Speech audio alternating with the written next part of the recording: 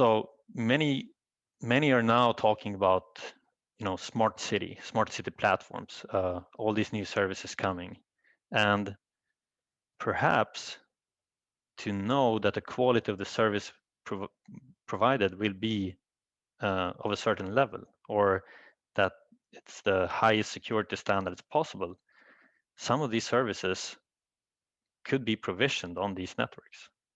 And this toll station is a representation of a platform that allows multiple services to be deployed on the network to end customers. And you can see it as a toll station, hence the dollar signs. So if you want to deliver one of your services to a customer on this network, well, someone built the network, someone has to get paid. So there's a little fee you got to pay to do this. And if you break this down, this smart city concept, you have the services layer, the applications layer up here. You have the operations layer down here. This is called the active layer often. Provisioning these services, making sure customers are lit with the correct services. And then you have the infrastructure layer, which is the passive layers, basically the fibers in the ground. And if you break it down this way, this smart city concept of a bunch of different applications on the networks, it's actually open access. This is the way open access works. And we have a term we often use called true open access, which simply means that the customer cannot only choose one provider at a time among many providers. They can actually choose services from multiple providers at the same time. So what will the future look like? The way this works today in a traditional single provider model is that the single provider, they build a network, they install their ONT at the customer's house. They often own the fibers, and then they have a few services they can provision on the networks. Internet, of course, maybe a VoIP service, maybe an IPTV service. A lot is moving to streaming, but that is basically the choice of the customer. Then they can go out online and find other cool services they can sign up to. But those are delivered over the top, so the quality is to 100% relying on the quality of the internet service the provider is providing, and also the security is based on the encryption, since this is on the open internet. In a true open access model, you have a neutral part in the middle here, an operator, and they control. It's still one fiber, but by having control of the end device in the customer's home, the ONT typically, they can actually slice this network using software. And this is what is unique with the true open access model. You create all these different slices, and you now have the option to provision a bunch of different services from any number of providers at the same time. And this way, you can define the quality and the priority of these different services individually. Key here is to enable this. Of course, you cannot have this termination of the network being owned by one of the ISPs or one of the providers. It has to be controlled by the operator. And then there could be a separate owner of this network, of course, but one operator that lights up the services on behalf of the service providers. And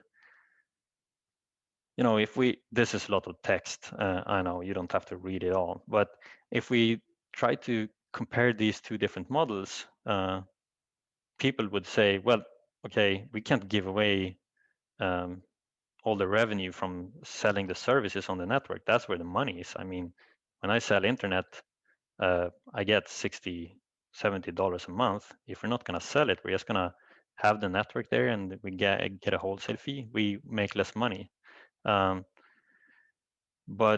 what you got to think about in the long run, you can slice this one fiber up as many times as you want, and you can have a separate fee for each different little slice here.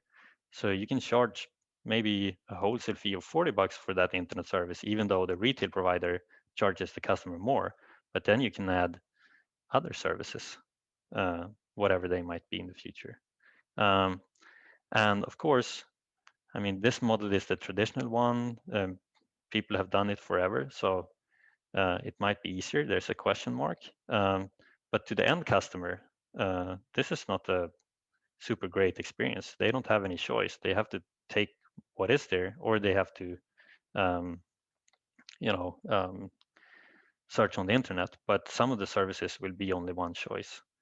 On this network, there can be a huge assortment, a lot of choice, and that typically brings more customers, higher take rates. And how this works for the end customer is that they have a marketplace typically where they can go and browse the assortment of different services and different categories. They can choose whatever they want, and many of these services are often automatically provisioned, zero-touch activation. So the customer clicks buy on this marketplace, and the service is active within a minute after. And anyone seeing a resemblance to perhaps something like this? Amazon or an app store, Google Play. Maybe someone have heard about Jack Ma, the guy over in China who built Alibaba. All of these, they are marketplaces, and they are huge. They are dominant. And why is that? It's because you have choice as a customer.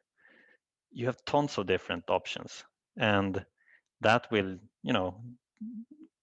give you more customers. So this is the whole idea behind open access, that provide the customers with a big variety of services and options, and you will have more happy customers. Adding another one that is specific for the music industry, Spotify is basically the same thing. All the music you want, and you don't have to, you listen to whatever you want. So another example, I wanted a Swedish example, that's why I put it there. Breaking this down, benefits of an open access network. I would say in this model, everyone is a winner. Municipality, if they're involved, an investor, if they're involved in investing in the infrastructure, an operator operating these networks, the providers, subscribers. So trying to break it down here in the last minute. So for the subscribers, I think the benefit is obvious. Larger assortment, more choice. They can go here and find whatever they want. Future services coming will be available on the marketplace likely.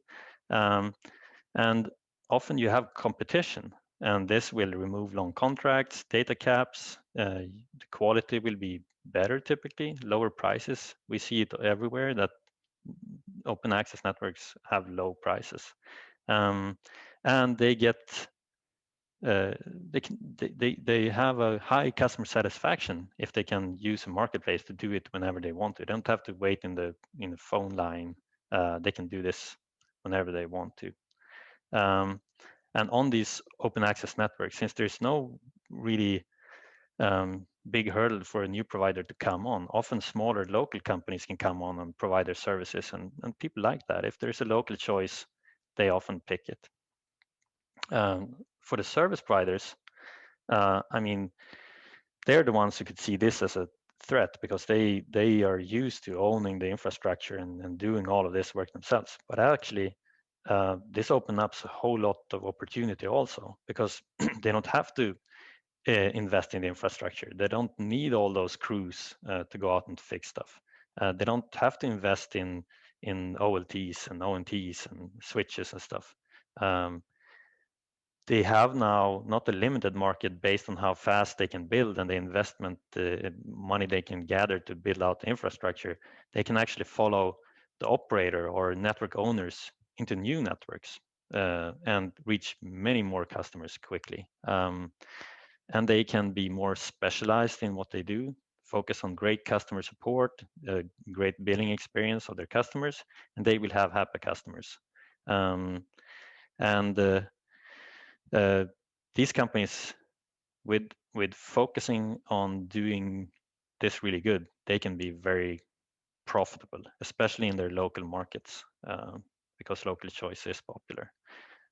The network owner, this could be the same guys who owns the network, and of course, the network uh, owner and operator, they could also be one of the service provider. And that is, I mean, why not, if you build a network, be the service provider on the internet service and then invite other providers to provide other services? That's a perfect match also, as long as your network is built open access ready. That could be a great starting point.